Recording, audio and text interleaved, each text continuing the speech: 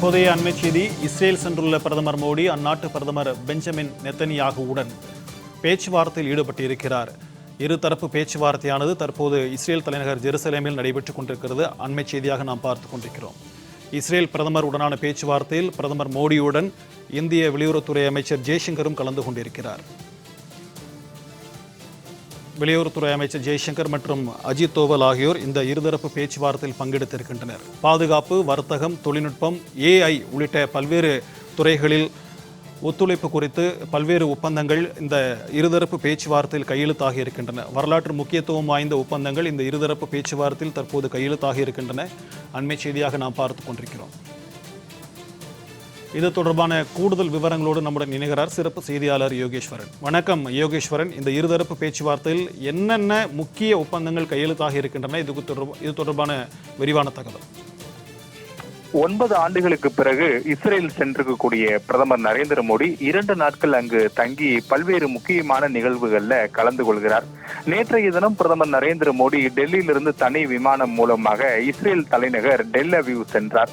அங்கு பல்வேறு நிகழ்ச்சிகள்ல பங்கேற்றதோடு டெல் அவீவில் இருக்கக்கூடிய இஸ்ரேலினுடைய நாடாளுமன்றத்துல பிரதமர் நரேந்திர மோடி சிறப்புரை ஆற்றினார். பிரதமர் நரேந்திர மோடி சிறப்புரை ஆற்றியதை தொடர்ந்து இஸ்ரேலினுடைய உயரிய விருது என்பது பிரதமர் நரேந்திர மோடிக்கு வழங்கி கௌரவிக்கப்பட்டது. இதனைத் தொடர்ந்து 2வது நாளான இன்றைய தினம் பிரதமர் நரேந்திர மோடி இஸ்ரேல் பிரதமர் பெஞ்சமின் நெதன்யாகுவுடன் இருதரப்பு ஆலோசனை கூட்டத்தை நடத்தி வருகிறார். அதனை காட்சிகளிலையும் நீங்கள் பார்க்க முடியும். இந்த இருதரப்பு ஆலோசனை கூட்டங்கள்ல பிரதமர் நரேந்திர மோடியோடு மத்திய வெளியுறவுத்துறை அமைச்சர் ஜெய்சங்கர், மத்திய வெளியுறவுத்துறையினுடைய செயலாளர் விக்ரம் மிஸ்ரி மற்றும் பாதுகாப்புத்துறையினுடைய தேசிய ஆலோசகர் அஜித் தோவல் உள்ளிட்டோர் பங்கேற்றிருக்கிறார்கள். எதிர்த்தரப்பில் அமர்ந்திருக்கக்கூடிய பெஞ்சமின் நெதன்யாகு இஸ்ரேலினுடைய பிரதமரோடு அந்நாட்டினுடைய வெளியுறவுத்துறை செயலாளர் மற்றும் அமைச்சர் உள்ளிட்டோர் எல்லாம் பங்கேற்றக்கூடிய அந்த காட்சிகளை பார்க்க முடிகிறது. 2 நாள் அரசுமுறை பயணத்துல பிரதமர் நரேந்திர மோடி இஸ்ரேலோடு பாதுகாப்பு, அறிவியல் மற்றும் தொழில்நுட்பம், வர்த்தகம் உள்ளிட்ட பல்வேறு துறைகள்ல பல முக்கியமான ஒப்பந்தங்களை கையெழுத்திட இருக்கிறார்கள். இதில் மிக முக்கியமாக இந்திய பாகிஸ்தான் மோதலுக்கு பிறகு இந்தியாவினுடைய எல்லைகளை பாதுகாக்கக்கூடிய பல்வேறு தளவாடங்களை பல்வேறு நாடுகள்ல இருந்து இந்தியா இறக்குமதி செய்து அதனை பயன்படுத்த திட்டமிட்டு வரக்கூடிய நிலையில இஸ்ரேலினுடைய மிகப்பெரிய பாதுகாப்பு அரணாக இருக்கக்கூடிய அயன் டோமை இந்தியாவும் விலைக்கு வாங்க முடிவு செய்திருக்கிறது. இதற்கான ஒப்பந்தங்கள் இந்த சந்திப்பின் போது கையெழுத்தாக கூடும் என்ற தகவல்கள் எல்லாம் முன்பு வெளியாகி இருந்தது. அதன் ஒரு பகுதியாக தான் இன்று நடைபெற்று வரக்கூடிய இந்த சந்திப்பில் கூட தேசிய பாதுகாப்பு ஆலோசகர் அஜித் தோவலும் கலந்து கொண்டிருக்கிறார். அதனை நாம் காட்சிகளில் உறுதி செய்ய முடிகிறது.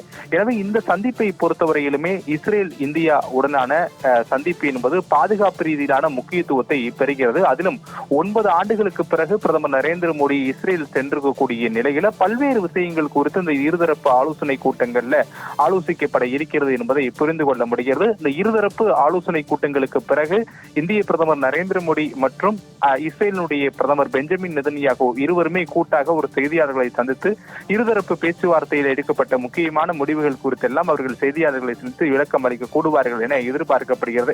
இந்த சந்திப்புக்கு முன்னதாக இஸ்ரேல்ல பாரம்பரியமிக்க ஒரு இடமான யூதர்கள் கொல்லப்பட்ட நினைவிடத்திற்கு பிரதமர் நரேந்திர மோடி சென்று அங்கு மரியாதை செலுத்தினார். அப்போது இஸ்ரேலினுடைய பிரதமர் பெஞ்சமின் நெதன்யாகவும் உடன் இருந்தார். எனவே பல்வேறு முக்கியமான திட்டமிடல்களோடு சென்றக்கூடிய பிரதமர் நரேந்திர மோடி இஸ்ரேலினுடைய பாரம்பரியமிக்க நாடாளுமன்றத்தில் உரையாற்றியது, நினைவிடத்திற்கு சென்று அஞ்சலி செலுத்தியது.